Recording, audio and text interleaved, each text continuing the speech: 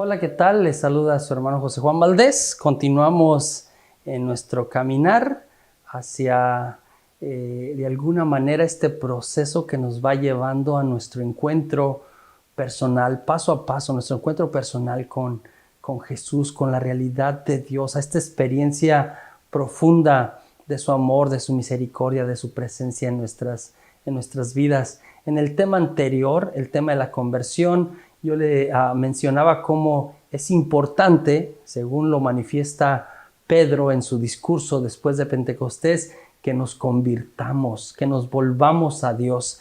Y el término en griego es metanoia, es cambio de mente, cambio de parecer, cambio de entendimiento, cambio de todo. Es volvernos a Dios, es dejar aquellas cosas que nos apartan de Dios. Yo mencionaba la cuestión de quemar las naves, de aquellas cosas que no nos permiten en nuestra vida diaria vivir la vida plena en Dios. Necesitamos de alguna manera romper con ellas para comenzar a vivir la vida de Dios, la vida de Dios. Eso es la conversión.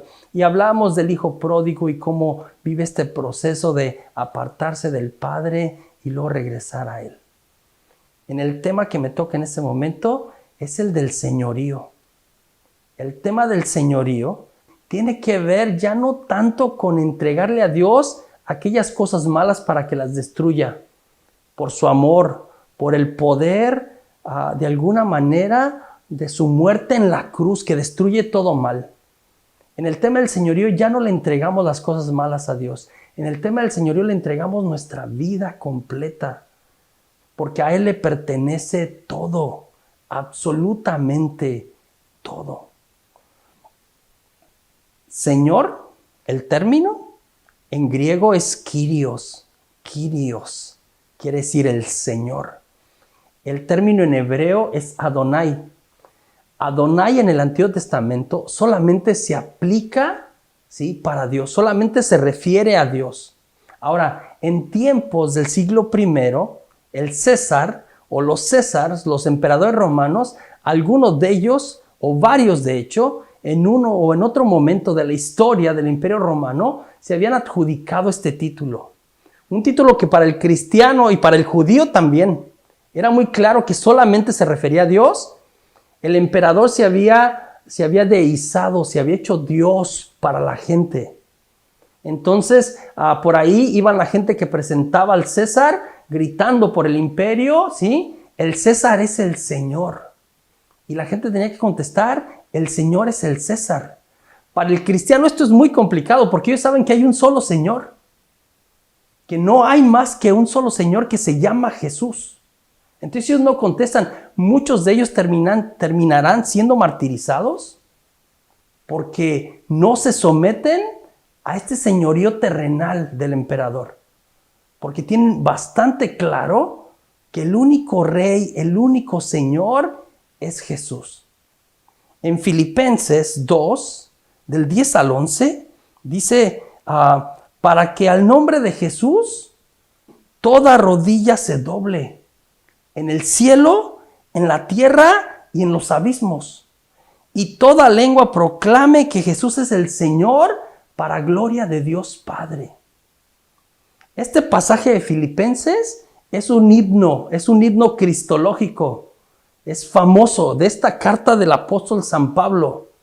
Y lo que nos dice acá es que aquello a lo que de alguna manera Jesús, poquito antes dice en el mismo pasaje, se había despojado, la parte de kenosis, de abajamiento, de anonadación, aquello a lo que Jesús había renunciado por nuestra salvación, el Padre se lo restituye. Cuando por su pasión, su muerte y su resurrección, por su obediencia, cumple la misión a la que Jesús había sido enviado, ahora el Padre le restituye y Jesús vuelve a toda su gloria. Y Él es el Señor. Él es el Señor. La palabra de Dios nos dice eso. Jesús es el Señor y no nada más cualquier Señor. Jesús es el Señor de señores. Jesús tiene dominio sobre todo, dice, sobre el cielo, la tierra, e incluye sobre los abismos. El abismo ¿sí? Entiendas, en el siglo I, en la mentalidad judía, era el Sheol, el lugar de los muertos. Ya en la teología cristiana entendemos más incluso el infierno. Dios es el dueño en la persona de Jesús, en la segunda persona de la Trinidad, es el dueño y Señor de todo cuanto existe. Esto lo ha dispuesto de esta manera Dios. Jesús es el Señor de señores. Él es el Señor. Esto es lo que nos dice la palabra de Dios. El siguiente punto es, Jesús es mi Señor. Esto es lo que Dios quiso para nosotros. Ahora, ¿es realmente Jesús mi Señor? En Apocalipsis 3, del 15 al 16, dice, o frío o caliente, pero no tibio, porque a los tibios los vomito. Para darle un poquito de contexto a este pasaje. Quien escribe el libro del Apocalipsis se está dirigiendo a las famosas 7 iglesias. ¿Sí? Es el pasaje donde va sobre cada una de las iglesias y va diciéndole a cada una qué cosas están bien, qué cosas hay que componer, qué cosas están mal. Se está dirigiendo a cada una de ellas. Aquí, concretamente, es a la comunidad de la Odisea, a la iglesia de la Odisea. Y parece ser que esta iglesia se había apartado de Dios. Se había conformado con su riqueza material y eran pobres espiritualmente. Se habían hecho tibios, se habían apartado de Dios. Y a esta comunidad le habla de manera fuerte el que escribe este pasaje. Les dice, o frío o caliente, porque a los tibios los vomito. Es decir, Dios, Jesús, no puede ser mi Señor 80%, ni siquiera 90%. Es más, hermano, Jesús no puede ser el Señor el 99%. Y dejamos 1%, así como que 1%, ¿sí? Dejo para yo hacer lo que yo quiera. El señorío, que Jesús sea mi Señor, quiere decir que le entrego a Dios todo, absolutamente todo, porque de hecho le pertenece a Él todo, completamente. Otra vez, con Jesús nos es, de alguna manera, este seguimiento, esta entrega de nuestra vida, no es a medias. No es ni siquiera un porcentaje más o menos alto. El señorío de Jesús o es todo o no es. Y nos invita a eso, a proclamar a Jesús como el Señor de nuestras vidas. Mira, la reina de Inglaterra, sí, la reina Isabel II, ¿no? Ahora en turno, en nuestros tiempos, ya con sus años bastante y un reinado impresionante, muchos años, no es la que gobierna Inglaterra. En realidad, quien gobierna y decide la mayoría de los caminos políticos y sociales de Inglaterra es el Parlamento. La reina es una figura por todos los años y la tradición de la cuestión de la monarquía. Pero la reina no decide, quien decide es el primer ministro y el Parlamento. La reina solamente firma, aparece en las fotos, sella de alguna manera, pero quien decide es el Parlamento. A veces, en nuestra vida, nosotros nos relacionamos con Dios como sucede con la reina de Inglaterra. Tenemos a Dios como que para que Él firme, aparezca, pero quien decide muchas veces en nuestra vida somos nosotros mismos. Jesús quiere ser nuestro Señor completamente, el Señor de señores. A veces le hemos dado como un poquito a Dios y nos reservamos mucho para nosotros. A veces pensamos estoy pensando con ir a misa de vez en cuando, con tener un crucifijo, yo tengo aquí un montón en mi espalda, con tener un crucifijo en mi casa o con llevar un crucifijo en mi pecho. Como que ya con eso digo que de alguna manera le pertenezco a Jesús. Y de alguna manera vivir el señorío de Jesús es entregarle nuestra vida completa. En Mateo 7:21 dice, no solo el que me dice Señor, Señor, entrará en el reino de los cielos, sino los que cumplen la voluntad de mi Padre que está en el cielo. Estamos llamados a entregarle nuestra vida completamente a Dios. Mira, enseguida te presentaré como 3 maneras como se puede vivir este señorío. O raramente, o a medias, o completamente. El primer círculo que va a aparecer aquí a un lado de mí tiene que ver con cómo vivimos el señorío raramente. El círculo está una cruz fuera del círculo y mi persona o yo en el centro del círculo. El círculo representa mi vida. Y cuando la palabra yo está en medio, quiere decir que en mi vida mando yo. En mi vida se hace lo que yo quiero, cuando yo quiero y como yo quiero. Ahora sí, como decimos en mi pueblo. Y Jesús está por allá lejecitos. Dios está por allá lejecitos. Sí está presente en nuestra vida, pero de una manera muy allá, muy de vez en cuando, ¿no? Acá entran de alguna manera los que a veces somos católicos de domingueros, ¿no? Mi compadre Vicente les dice católicos cadochos, porque dice que cada 8 días, que de hecho ya eso sería bendición si cada 8 días le entregamos mínimo este momento a Dios, pero está hablando de aquellos que voy a misa cuando me nace. También mi compadre les dice que católicos embarazados, porque nunca les nace. Nunca les nace, o rara vez les nace. Tenemos a Dios, pero allá de lejecitos. Quien decide realmente nuestra vida somos nosotros.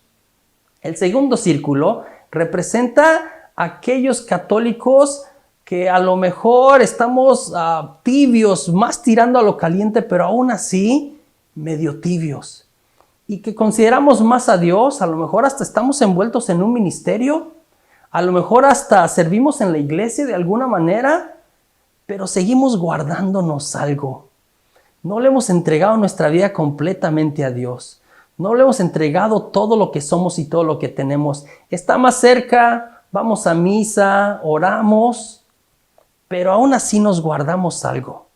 Recuerdo el testimonio de Patty Gallagher, una de las muchachas que estuvieron en aquel fin de semana del 17 al 19 de febrero de 1967 en la Universidad de Duquesne, los primeros muchachos de la renovación carismática. Y ella decía que en este momento que Dios le pedía entregarle su vida completa, ella hacía como que sentía que su vida era como que ella estaba sentada en el trono de su vida. Y ponía una silla cuando explicaba esto y estaba sentada y como le decía, Señor, ven y tú sé el Señor de mi vida, pero ella estaba sentada. Y que luego hizo como que le hizo un campito, como que se movió un poquito de la silla y le hizo como que, Señor, siéntate aquí, como que te hago un campito. El segundo círculo puede representar este espacio pequeñito, como que te doy espacio en mi vida, pero no tanto espacio. Yo sigo teniendo el control. El tercer y el último círculo es cuando Jesús está al centro de mi vida. Cuando realmente Él es el Señor, el Rey de Reyes, el Señor de Señores, cuando el que decide es Él.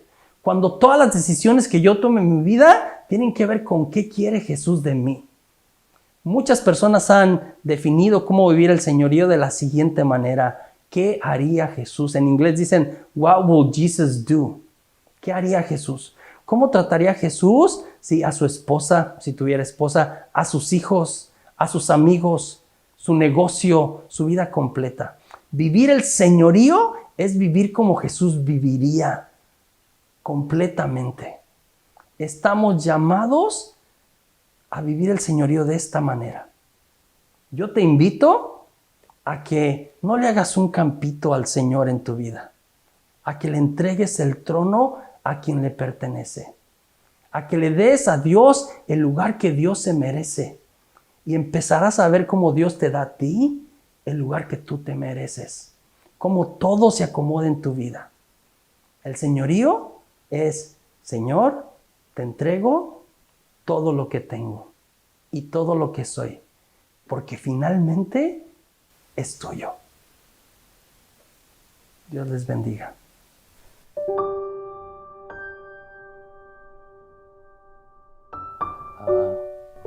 Mi nombre es Raúl Cisneros, pertenezco a la comunidad de San Pablo, soy de la parroquia de San Bartolomé en Katy, Texas, y voy a tratar de compartirles mi testimonio.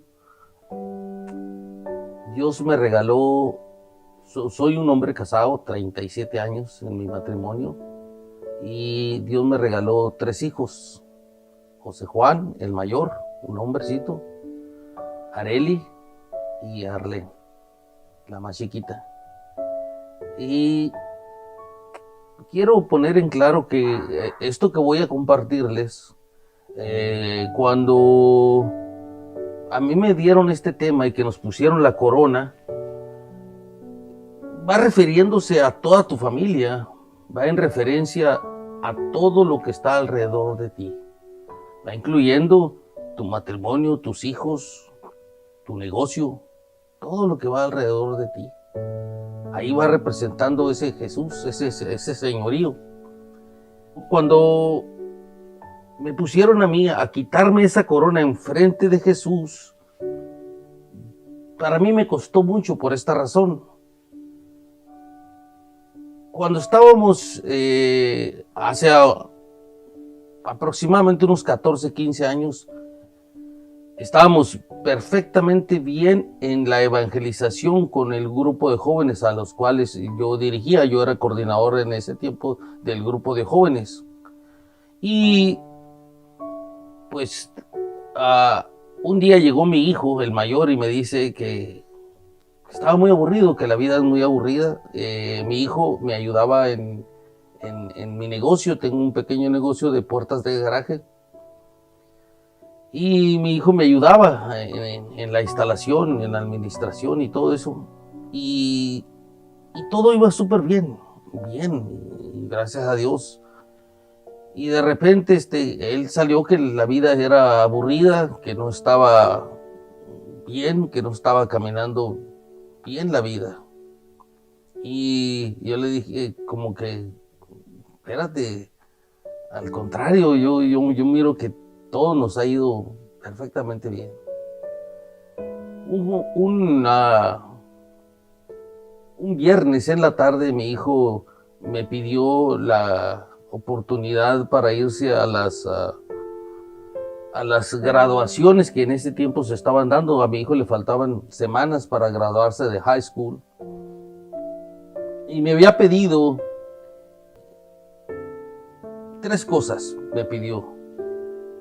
Un viaje, me pidió una fiesta y que invitara a todos sus amigos. Que si podía ser una gran fiesta y invitar a todos sus amigos, pero quería que ese viaje él quería hacerlo solo. Los que son padres de familia y que son mayores se dan cuenta que, por ejemplo, cuando estábamos grandes, cuando estábamos creciendo y que nuestros padres nos pedíamos permiso, ¿quieres ir a tal parte al cine, por ejemplo? Y le decía, pues sí quiero ir al cine. ¿Por qué? Pues llévate a tu hermano o llévate a alguien. Siempre tenías que ir acompañado de alguien. Y mi hijo pues nunca iba solo a ninguna parte. Y le decíamos, ¿quieres ir al cine? Me pedía permiso y le decía, llévate a Pablito. Pablito pues es mi sobrino, un sobrino al cual yo lo crecí desde 6, 7 años y creció como si fuera mi hijo, como si fuera mi hijo. Y entonces si José Juan tenía que salir, yo le decía, ok, llévate a Pablito o llévate a tu hermana Areli. Entonces en esa ocasión mi hijo me dijo, yo voy, pero voy solo. Si voy a ir a hacer un viaje, es mi graduación. Yo, perfecto. Entonces yo, convencido, la verdad, de que se había hecho el viaje, la verdad, yo no me acuerdo haber hecho un plan así ni nada, pero yo sabía que podía hacerle ese viaje a mi hijo. Era un viernes, en la tarde me pidió permiso y se salió Pablito junto con Gianni, con José Juan, mi hijo, y eran, no sé, las 11, 12, estábamos en una junta de la iglesia, en el movimiento familiar cristiano. Y después de un café, después de una plática que tuvimos ahí, me dice mi esposa, vámonos, y hablamos con ellos, con José Juan y Pablito, ¿dónde están? Ya vamos, no te preocupes, vamos para la casa. Y llegamos a la casa, hicimos nuestras oraciones, nos acostamos a dormir. En eso timbré el teléfono y era Pablito. Me dice, tío, contesta el teléfono. Los teléfonos inalámbricos nunca están donde deben de estar. Yo me acuerdo que piqué el botón de la bocina y para esto, hace unos días me di cuenta que la que tenía el teléfono en ese tiempo era mi hija, la más chiquita, que por cierto estaba escuchando. Y le dije, ¿qué pasó? Dime lo que tengas que decirme, Pablo, dímelo. Y él insistía que descolgara la bocina para que yo atendiera el teléfono. Y le dije, mijo, lo que tengas que decírmelo, dímelo, ya. Y me dijo, en camino íbamos para la casa. Y en el camino que íbamos, tuvimos un accidente. Nos volteamos. José Juan se salió por una ventana y se descerebró. Murió al instante, se mató. En ese tiempo la vida se detiene, se para. Yo quedé mudo totalmente. Claro que tenía una gran fe, claro que le servía a un Dios todopoderoso. Muchas veces yo prediqué vida después de la muerte, muchas veces. Pero cuando se va alguien al cual tú amas con toda tu vida, que es parte de ti, que es un pedacito tuyo, te quieres ir con el muerto. Inclusive yo recuerdo cuando nos dieron el cajón, a las primeras personas que meten ahí son a los padres, son a la familia. Y cuando recibí el cajón yo me hinqué y le pregunté a Dios por qué no me había llevado primero a mí. Porque yo había tenido un accidente antes. Y yo le preguntaba a Dios, ¿por qué no me llevaste a mí primero que eso? Y recuerdo que mi esposa se arrimó a mí y me abrazó y me dijo, porque si Dios te hubiera recogido, ¿qué hubiera hecho yo solo? Entendí una sola cosa, que de Él venimos y a Él vamos, a Él regresamos.